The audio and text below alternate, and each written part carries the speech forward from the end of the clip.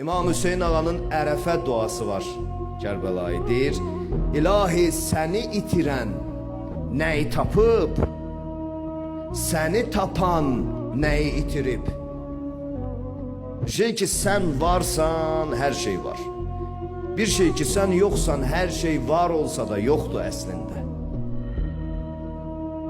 Bu insana yaşamağı öyrədən, həyatı başa salan, ciddiyyətini öyrədən bir mətləbdir.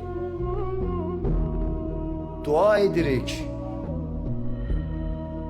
Kimdən istəyirik? O necə bir əzəmət sahibidir.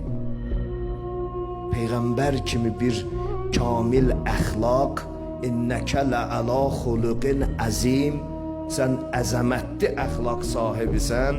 Nə deməkdir? Yəni sən bütün cəhətdən insan bacarığının ən kamilinin müəllifisən.